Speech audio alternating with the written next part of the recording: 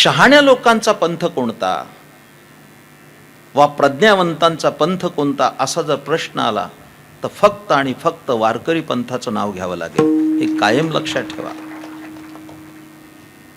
इतर पंथ नाहीत असं नाही, त्याविषयी आम्हाला आकसही नाही. आत्ताच अध्यक्ष महोदयांनी आपलं मनोगत व्यक्त केलं. साहित्य संमेलन आहे, पंथ असे चालत नसतात. इकडे लक्ष द्या, पंथ असे चालत नसतात. त्या पंथाचे संत असावे लागतात आणि त्या संतांचे ग्रंथ असावे लागतात, तेव्हा पंथ चालतात.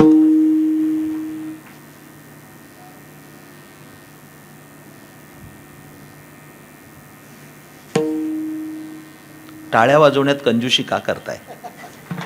इतकं सुंदर सांगितलंय मी.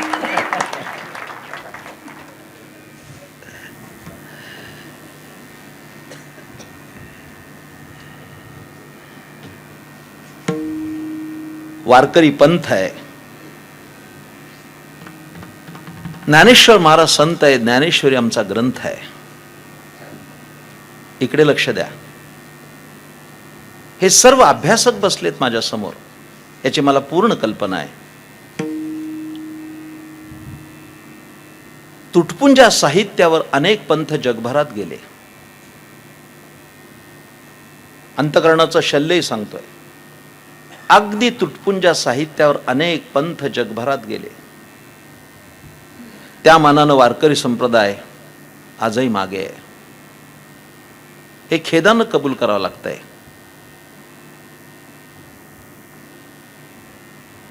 पण अन्य पंथांपेक्षा वारकरी संप्रदायाची साहित्य संपदा खूप मोठी आहे.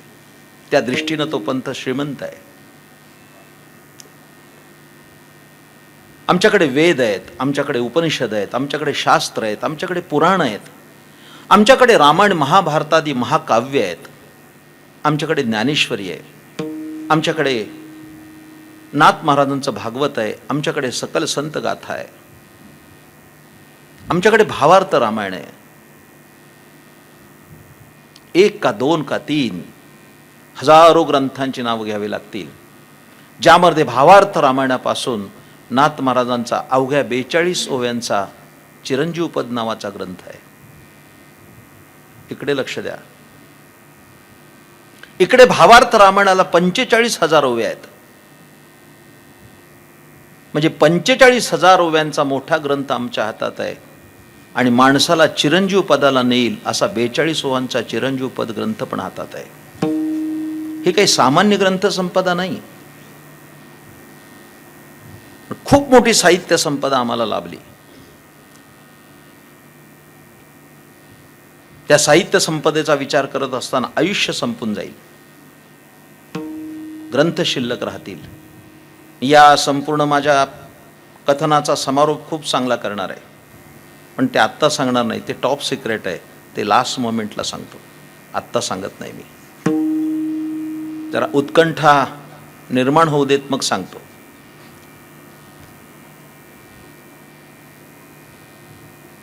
संत बहिणाबाई एक थोर विदुषी.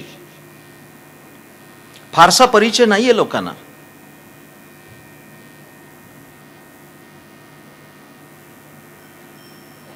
परिचय असण्यापेक्षा चुकीची माहिती जास्त आहे. आपण समजू शकता. एका कीर्तनकारानं सांगितलं, अरे संसार संसार जसा तवा चुल्यावर. हा संत बहिणाबाईचा अभंग आहे.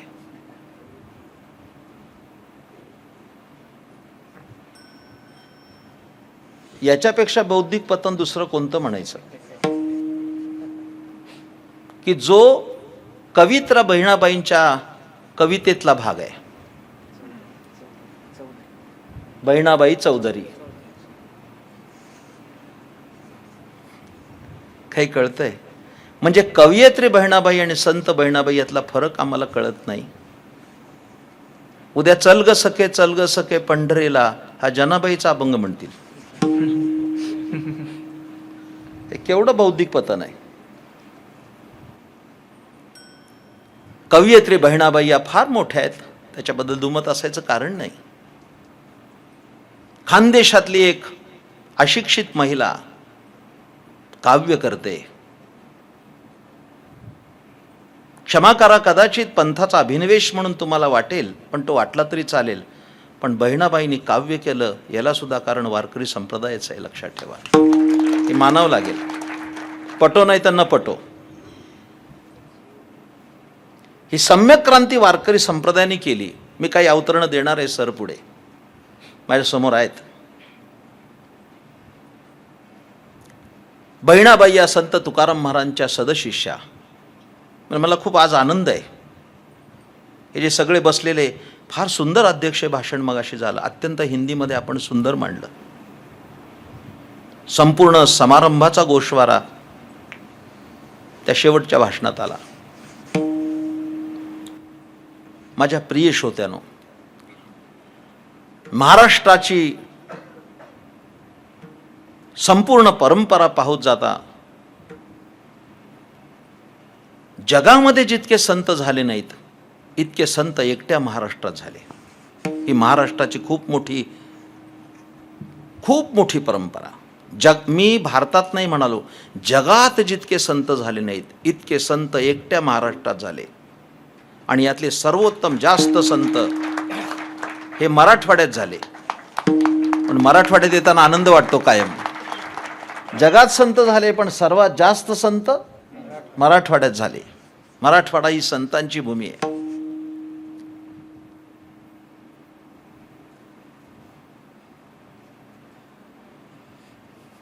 आणि या मराठवाड्यातच शिवूरच्या बहिणाबाई, तुकाराम महाराजांच्या सदशिष्या. बहिणाबाईंनी जे अभंग लिहिले त्या अभंगामध्ये ह्यातला एक प्रमुख अभंग हा आहे. काही लोकांनी अशी त्याची तोडफोड केली आहे. हे सगळे माझे गाणारे सगळे मित्र धडक म्हणतात, ज्ञानदेवे रचिला पाया तू का झाला शे कळस. अरे मध्ये काय आहे का नाही? पूर्ण वाचलं नाही तर कसं कळेल. ठळक म्हटलं जातं, ज्ञानदेवे रचिला पाया तू का झाला शे कळस. तसं नाहीये. हा अभंग समोर बघा कसा आहे. या अभंगाचा आश्रय करून जर साहित्य संमेलन आहे, त्याच्यामध्ये वारकरी संतांनी काय साहित्यानं क्रांती केली त्याचा विचार मांडायचा मला आजच्या कीर्तनात. अत्यंत भरीव रीतीनं. माझ्या प्रिय श्रोत्यानो, ज्ञानेश्वर महाराजांच्या अगोदर वारकरी संप्रदाय नव्हता काय? जर ज्ञानदेवे रचिला पाया असं असेल तर होता ना. अनादी कालापासून वैष्णव संप्रदाय, प्रल्हाद नारद पराशर पुंडरी व्यासांबरीश शुक शौनक भीष्मदाल भ्यान रुक्मांगदार्जुन वशिष्ठ बिभीषणादीन पुण्यानी नामानी परम भागवतां स्मरामी. ही वैष्णवांची परंपरा किती मोठी अनादी आहे. भक्तराज प्रल्हादापासून आहे, सत्ययुगापासून आहे. पण ज्ञानेश्वर महाराजांना ते काय म्हणून पद दिलं असेल? कविवर्यांनी वर्णन केले, या बड्या बंडवाल्या ज्ञानेश्वर माने पहिला. हे बंड ज्ञानेश्वर महाराजांनी पहिल्यांदा सुरू केलं. मला माहिती आहे की माझ्या हातात वेळ कमी आणि मला तो पुरणार नाहीये. माझ्या प्रिय श्रोत्यानो, इथूनच सुरुवात करतो. आमच्याकडे वेद आहेत, उपनिषद आहेत, पुराण आहेत, शास्त्र आहेत. रामायण महाभारत ही महाकाव्य आहेत, नाटकं आहेत. पुण्याला मोराई गोसाई संस्थानला माझी साहित्य गणेशवर 7 दिवस प्रवचनं झाली. त्या साहित्य गणेश सांगितलंय मी ज्ञानेश्वरीतला. ते ज्ञानेश्वर महाराजांनी साहित्य परंपरेची कशी गुंफण केली, ज्ञानेश्वराचं गणपतीचं चित्र रंगवण्यासाठी. कधीतरी वाचा, होमवर्क म्हणून वाचा. ज्ञानेश्वरीचं पारायण करणं वेगळं आणि परायण होणं वेगळं. पण मोघम ज्ञानेश्वरी वाचून चालत नाही. इकडे लक्ष द्या, मी बोलणार आहे हळूहळू, त्याकडे जातो आता. थोडे असे सरका इकडे, विणेकरी बुवा सरका वालीकडे.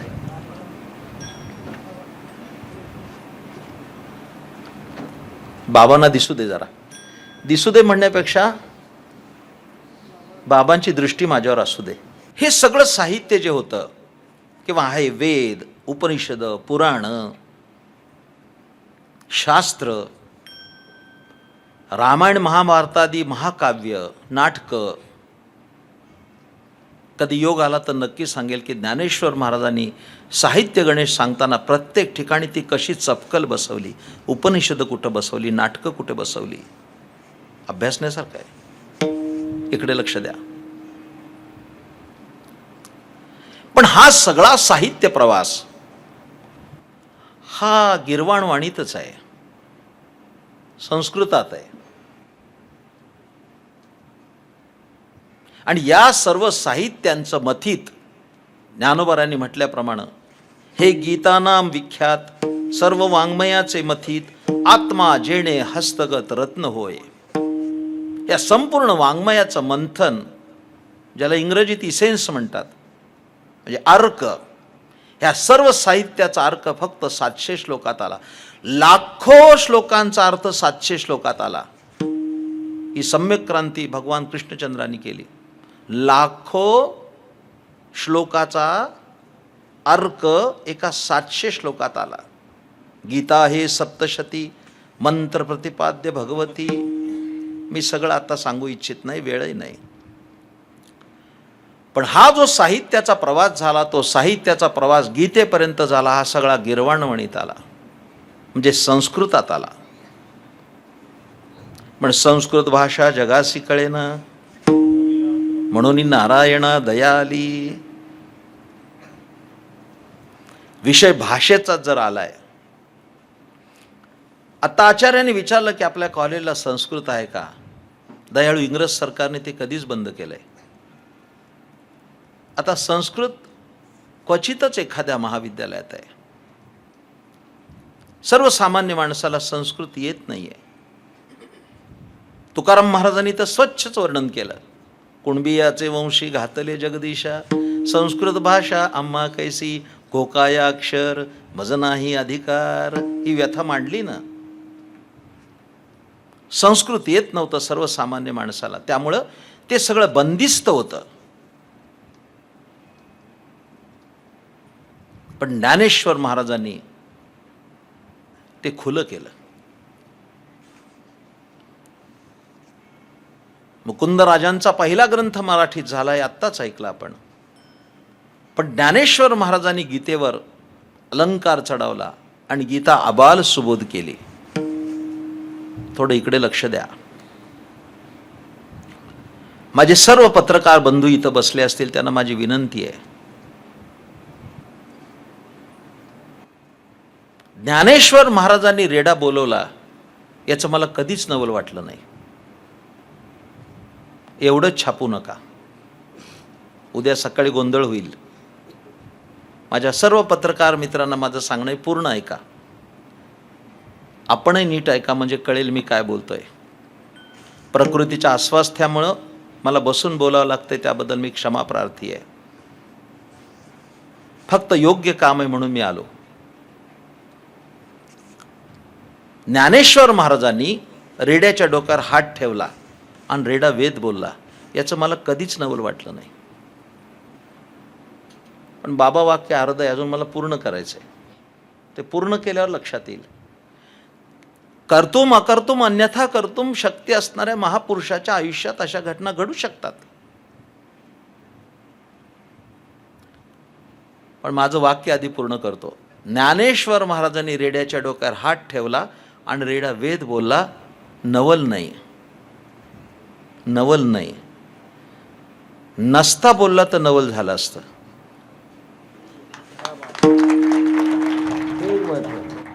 बोलला हे नवल नाही, बोललाच पाहिजे ना. नाहीतर ते ज्ञानेश्वर महाराज कसे, एखाद्या सिद्ध पुरुषाचा हात लागला आणि शक्तिपात झाला आणि तो बोलला तर नवल नाही, बोलला नसता तर नवल झाला असता. एवढ्या मोठ्या माणसाचा आशीर्वाद लाभला आणि बोलला नाही. मला याचंही नवल वाटलं नाही. मंडळी नीट आहे का? मी ते समग्र चरित्र अभ्यासात असता मला जे गवसलं, इथेच पैठणला ती घटना संपली. ज्ञानेश्वर महाराज रेड्याच्या डोक्यावर हात ठेवला आणि माझे महाराज, माझे सद्गुरू संत श्रेष्ठ धुंडा महाराज देगलूरकर हे ज्ञानसूर्य होते. त्यांच्याकडे माझं थोडं काही श्रवण झालं.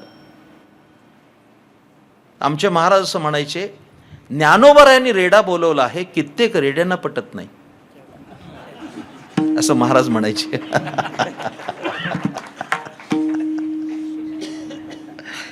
ज्ञानोबरायांनी रेडा बोलवला हे कित्येक रेड्यांना पटत नाही. त्याच्या पुढचं वाक्य फार चांगलं होतं, फारच चांगलं होतं. महाराज म्हणायचे, 700 वर्षापूर्वी तो रेडा बोलला का न बोलला याच्यावर तुमचा विश्वास नसेल, पण आमच्यासारखे लाखो रेडे त्यांनी बोलायला लावले. ही सामान्य गोष्ट नाही. बहुजन समाजातली माणसं सांगू लागली ज्ञानेश्वरी ही काही सामान्य गोष्ट आहे, ज्यांना संस्कृतचा गंध नाही. मला नवल कुठे वाटलं ते सांगतो. मला माहिती नाही की मी कदाचित चतुस्सीमा सांगून हा अभंग पूर्ण करणार आहे, पण मी रमलोय कीर्तनात, मला जेवढं पुढं जाता येईल तेवढं जातो.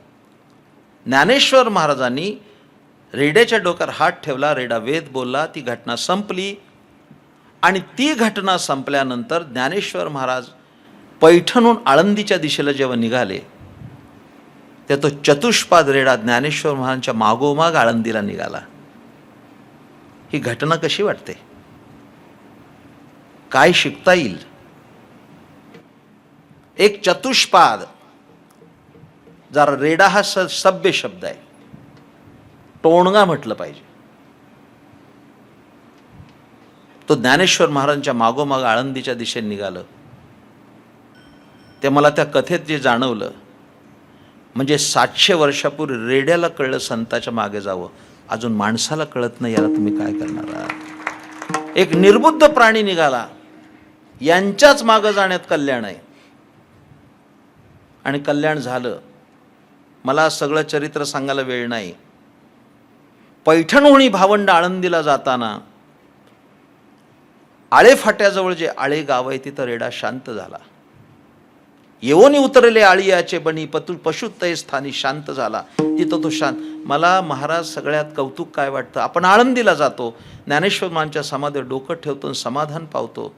मला कधी कधी असं वाटतं, ज्या रेड्याला ज्ञानोबाने समाधी दिली तो रेडा किती भाग्याचा असला पाहिजे. निवृत्तीनाथ, सोपानदेव, मुक्ताबाई, ज्ञानोबराय या चौघांनी त्या रेड्याची समाधी केली. त्या रेड्याच्या समाधीला माऊलींचे हात लागले. मी प्रॅक्टिकली सांगतोय, मी काही कपोल कल्पित सांगत नाही. पुढचं सांगतो. मी कधी आळ्याला गेलो, जातो आळ्याला, कीर्तन होतात, तुम्हाला पण सगळ्या वारकरी बांधवांना सांगतो. गेल्यानंतर तिथं बघा असं रेड्याचं मुख आहे, समाधी म्हणजे असं रेड्याचं मुख आहे. मी गेल्यावर नमस्कार करत नाही. आता त्याला रेडे महाराज म्हटलं पाहिजे. एकेकाळचा रेडा होता, पण आता ते संत झाले ना, संत रेडे महाराज, त्याला नमस्कार करतो. आणि इकडे लक्ष द्या माझ्याकडे. त्याच्या समोर डोकं टेकण्यापेक्षा माझं तोंड त्याच्या मुखाला लावतो आणि त्याला सांगतो, तुझ्या तोंडात वेद येतो, माझ्या तोंडात दे, तर मी कदा जगाला सांगू शकेन. तुझं भाग्य थोर होतं की तुझ्याकडनं हा वेद म्हटला गेला. मला याचं वैशिष्ट्य वाटलं नाही. माझ्या प्रिय श्रोत्यांनो, ज्ञानोबाऱ्यांनी रेडा बोलवला, ज्ञानोबाऱ्यांनी भिंत चालवली, ज्ञानेश्वर महाराजांनी संत सच्चिदानंद बाबांना उठवलं. मेलेले होते, हा इतिहास आहे. मेले होते, त्यांना उठवलं. या चमत्कृती घडल्या, सकल संतांच्या बाबतीत घडल्या. आजच्या सांप्रत काळामध्ये या चमत्कारांवर किती लोक विश्वास ठेवतील हा नंतरचा विषय आहे. पण आम्ही काय सांगतो ते ऐका. या घटना घडू शकतात. इथे सगळं प्राध्यापक वर्ग बसलाय, साहित्याचे जाणकार बसलेत. कधी कधी मला असं वाटतं, माझ्या मनातली भावना सांगतो, कधी कधी मला असं वाटतं या चमत्कारांच्या चौकटीमध्ये ज्ञानेश्वर महाराजांना बसून आम्ही त्यांच्या कर्तृत्वाकडे तर दुर्लक्ष करत नाही ना. विचारा प्रश्न स्वतः. केवळ या 3 घटनामध्ये जर ज्ञानेश्वर महाराज आम्ही बसवले, रेडा बोलवला, भिंत चालवली, सच्चिदानंद बाबा उठवले, याच्या व्यतिरिक्त ज्ञानेश्वर महाराज वेगळे आहेत. फक्त याच्यावरच माझं कीर्तन संपून जाईल कदाचित. त्या भयास्तव मी विस्तार करत नाही. मला पत्रकारांनी प्रश्न विचारला जेव्हा, की ज्ञानेश्वर महाराजांवर तुमची एवढी श्रद्धा का, वा ज्ञानेश्वरांना तुम्ही मानता का, तर मी असं नाही सांगितलं की त्यांनी रेडा बोलवला, त्यांनी भिंत चालवली, असे चमत्कार केले म्हणून आमची त्यांच्यावर श्रद्धा आहे, असं मी नाही म्हणालो मंडळी.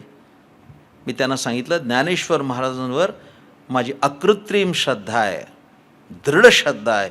आणि याचं काय कारण असेल, काय कारण असेल तर वयाच्या 16व्या वर्षी त्या मुलाला 56 भाषा येत होत्या. याचा विचार कधीतरी झाला पाहिजे. रेडा बोलवला, भिंत चालवली, हे घडू शकतं. 56 भाषा, 56 भाषेचा केलास गौरव, 56 भाषेचा केलास गौरव, 56 भाषेचा केलास गौरव, 56 भाषेचा केलास गौरव, भवार्णवी नाव उभारिले, उभारिले, भवार्णवी नाव उभारिले, उभारिले, गीता अलंकार नाम ज्ञानेश्वरी, गीता अलंकार नाम ज्ञानेश्वरी, गीता अलंकार नाम ज्ञानेश्वरी, गीता अलंकार नाम ज्ञानेश्वरी.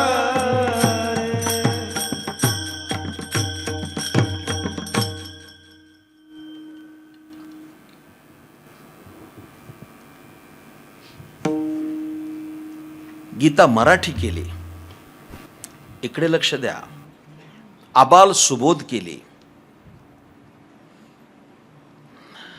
हे ज्ञानेश्वर महाराजांचं कर्तृत्व आहे. 56 भाषा येणं. मी वाचलंय,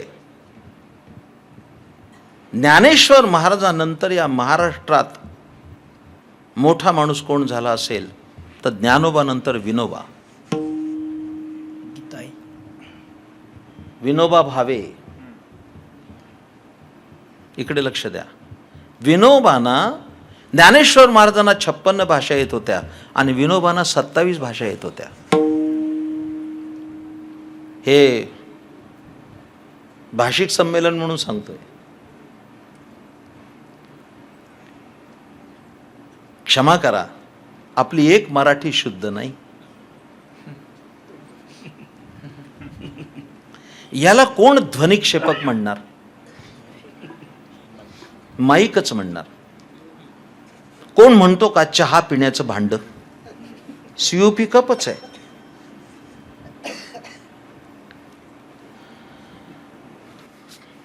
परवा एक परीक्षा झाली की 30 सेकंदामध्ये विशुद्ध मराठी येते का बघूया. एकाला नाही आली. जरा बोलू का? इतके आपण इंग्रज जाळलोय, एक मराठी शुद्ध नाही. मी एका कॉलेजवर गेलो होतो आणि माझं व्याख्यान होतं. काय गोंधळ झाला, मी नाव सांगत नाही कॉलेजचं, कारण मला परत जायचंय तिथं. यशवंतराव असंच संपलं माझं व्याख्यान आणि आम्ही बसलो. तेव्हा ते एक प्रोसिजर म्हणून आपलं चिवडा आला, अल्पोपहार आले आणि ते शिपाई वाटत होते. तेवढ्यात तर प्राचार्य त्याच्यावर खेकसले, त्या शिपायावर, आणि म्हणले, ए आधी लेडीज बायकांना दे. हा,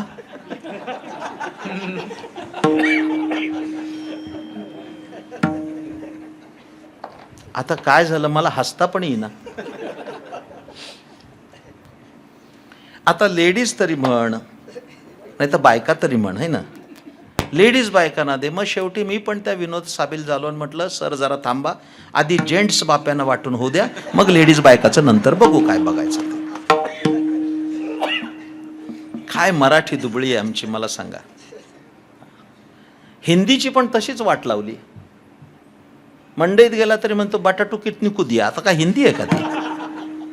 अरे बटाटू नाही बाबा, त्याला आलू म्हणतात. पण त्या आलूचं ह्या बालूला तर माहीत पाहिजे. मराठी नाही, हिंदी नाही, इंग्रजी नाही. काय भाषेची लक्तर केलीत आपण, कधीतरी विचार करा. विशुद्ध मराठी बोलणं सुद्धा अवघड आहे. मी आता खूप अनुभव सांगेल, माझ्या गाठीची खूप आहेत. तुम्हाला सर एक सांगू का, मला एकाने काय म्हणावं, मी निरुत्तर झालो, मान खाली घातली की आता काय करू, काय करावं या लोकांना. आपला वेळ आणि पैसा वाया जातोय असं वाटतंय. त्यांनी मला म्हटलं महाराज तुम्ही खूप फिरता. हो, माझं एक काम कराल? करेन की बाबा.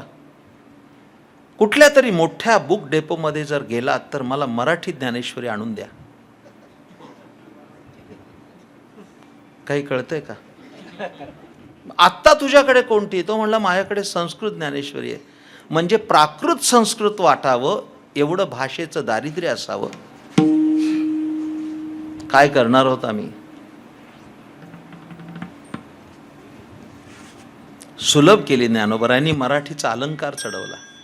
तुम्ही तमाम बसलेले सगळे भाविक, आणखीन एक गोष्ट सांगतो आणि मग पुढे जातो. ज्ञानेश्वर महाराजांनी केलेली, अहो एक लक्षात ठेवा, कधीतरी अंतर्मुख व्हा. ज्या महापुरुषाला 56 भाषा येत होत्या, कानाची रंध्र उघडी ठेवून ऐका, 56 भाषा येत होत्या तरी सुद्धा गीतेचा अर्थ सांगण्यासाठी त्यांनी मराठीची निवड केली. हा मराठी भाषिकांवर केलेला सर्वात मोठा उपकार आहे. विचार करावा लागेल तुम्हाला. जर त्यांनी कानडी ज्ञानेश्वरी सांगितली असती तर कोणाला एंडोगुंडू कळली असती. त्यांनी बंगालीत सांगितली असती, कळली असती. पण माझा मराठाची बोलू कौतुके, परी अमृताते ही पैजा जिंके, ऐसी अक्षरे रसिके मेळवीन, ये मराठीची नगरी, ब्रह्मविद्येचा सुकाळू करी.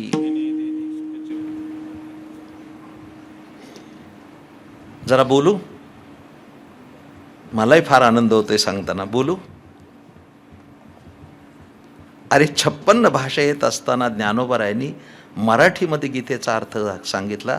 त्याच दिवशी मराठी अभिजात झाली. हे नंतर झालं. अभिजात भाषेचा दर्जा आत्ता मिळाला.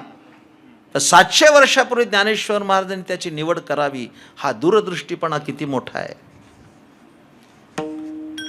त्या संस्कृतला खूप मोठा मान होता, प्राकृतला नव्हता. त्या काळामध्ये नाथ महाराज म्हणत होते, संस्कृत भाषा देवे केली कारण प्राकृत काय चोरापासून झाली. हे उघड मांडणं सोपं नव्हतं त्यावेळेला, लक्षात ठेवा. पण ते मांडलं त्यांनी. पुढे जाणार आहे मी सांगायला. मराठी झाली. त्याच्यापेक्षा पुढचं सांगतो, मुक्त हस्ताने आम्हाला दिली. मी अनेक महापुरुषांची चरित्र वाचलीत गेल्या 40 वर्षामध्ये. काही गवसलं त्याच्यामध्ये. इकडे लक्ष द्या. ज्ञानेश्वर महाराजांनी आमच्यासाठी किती मोठा उपकार केला.